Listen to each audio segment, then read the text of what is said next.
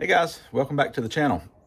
So if you watched my last video, you know I discovered a crack in the bottom of my New Jackson kayak that occurred probably during shipping. I missed the window to return it, so I'm gonna try to repair this. I've never done this before, in this manner. I have worked on some plastic, but trying a plastic welding kit. Thought I'd just show you a quick video of how I'm doing. So I didn't start recording, didn't think about it until after I got this far. But what I'm doing, I'm using this plastic welding gun. I also have this plastic welding kit. I'm gonna see which one works better. But the gun I really like because it comes with all of these different, I think they call them staples. There's 4 different designs. And so here's what I've done so far. You can see where the crack was. I drilled an 1/8 inch hole there and there, which is right on each end of it. And that's just to keep the crack from spreading any longer. And then I've used these staples down through here and just kind of melted them into the plastic across this crack. I'll come back now and clip these off. And then there's some, like a mesh screen material that I'm gonna try to melt in over top of this before I come in with the plastic filler. So we'll see how this goes. So I used these little flush cut snips and snipped off the ends of all these staples so they are flush with the bottom of the boat. There's no like rough edges sticking up. And then I also sanded around each side of it, all the way around, so that when I come back with the plastic material afterwards, it should bond a little bit better. I'm also going to take some of that plastic material and fill these 2 holes before I put the wire mesh over it.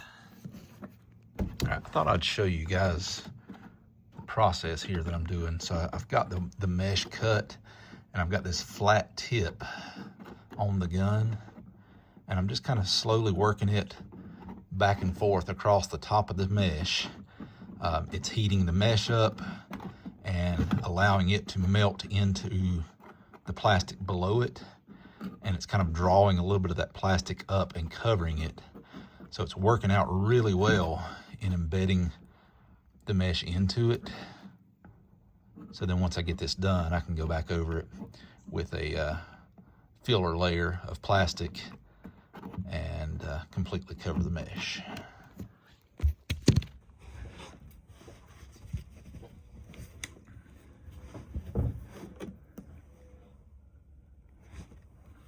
Okay, y'all, I've got the camera kind of set up so I can try to show you what I'm doing here. You can see I've got about half of the area covered. It is a black filler material. You can see the mesh down here, it's embedded really well. And so I'm just simply taking this flat blade, laying the plastic down, and just kind of working that blade across it to melt it in. I don't know if this is the best technique or not. As I said at the beginning of the video, I've never actually done any plastic welding, but I mean, this seems to be working just fine. It's getting it melted in. As I'm going, I'm kind of taking the blade, I guess you call it a blade, and just kind of smoothing it out the best I can so it's not leaving any sharp edges. You know, it's not gonna be perfect. It's not gonna be a showpiece. It's not gonna look like brand new, but it's on the bottom of the boat. And as long as it gets it watertight and is strong enough to withstand, you know, bumping into some sticks, some rocks, things like that, without further cracking, that's all I really care about. But yeah, so this is how I'm doing it. So I'm gonna just keep at it here and see how much I can get done. Okay, so there's the finished product. Again, not showroom quality by no means. It is black instead of red.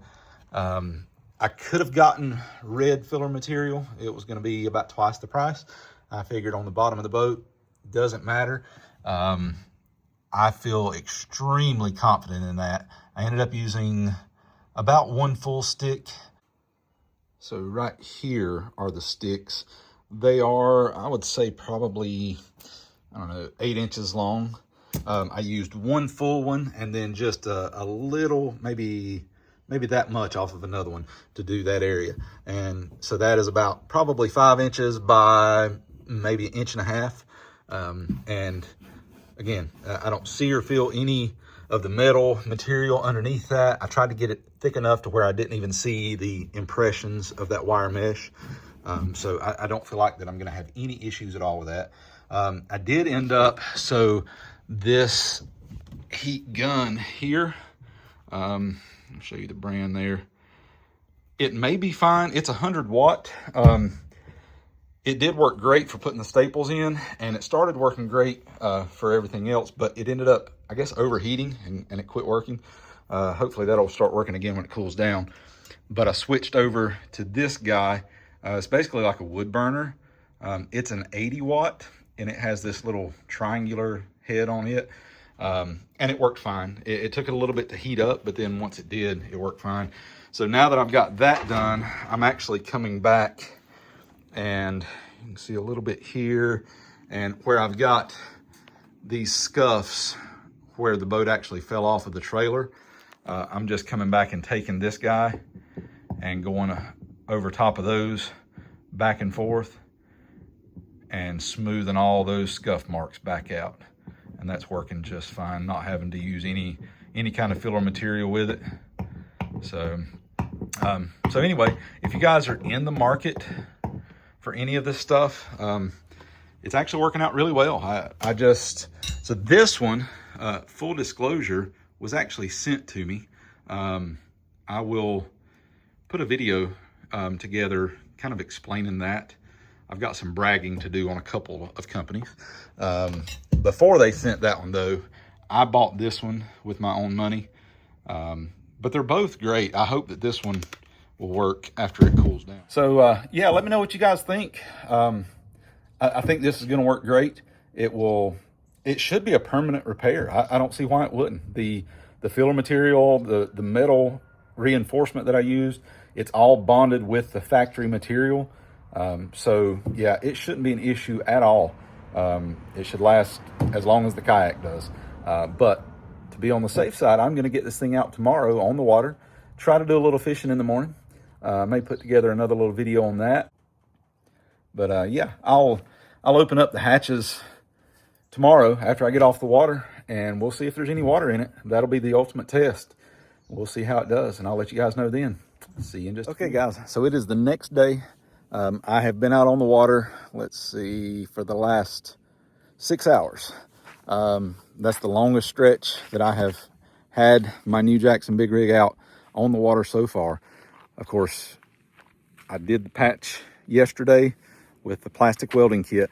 And I forgot to mention, while I was doing that, make sure if you are doing this to your boat that you get whatever plastic material you get is the same kind of plastic as your kayak. So for Jackson, and as far as I know, all of the roto-molded kayaks, and I may be wrong, but definitely Jackson uses HDPE, which I believe is high density polyethylene. But do your research. If you're gonna attempt this repair, do your research, make sure of what kind of plastic your kayak is made out of. Get that same kind of plastic.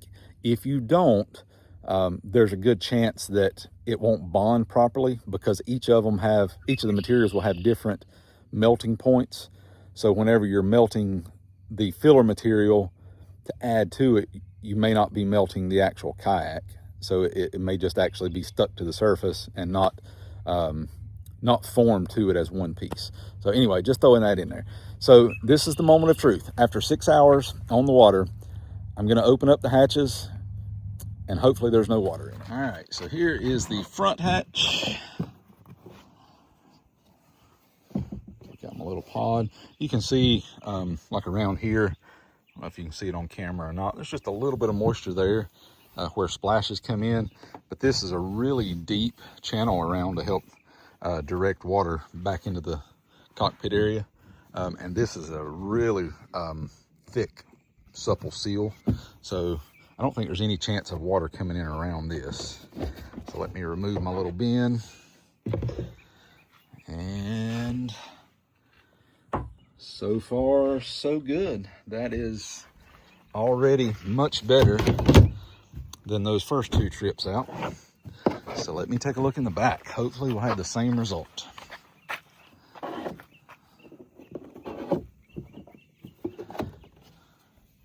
All right, and again, this is extremely tall here with that same seal, so I don't think there's any chance of any water getting around that at all. And we are dry as a bone. So that's great news. I had full confidence when I was doing that yesterday that it was going to be watertight, and I feel like it's going to be pretty strong too. You know, I didn't really run over any logs or anything like that today. Obviously, in the lake, a river trip would really tell. But yeah, I feel confident in that repair. So if you guys want to attempt this, you know, I hope this helps you. If you have any questions, please leave them in the comment down below. And if you like this video, give me a thumbs up. I'd much appreciate it. See you guys on the next video. Thanks for watching.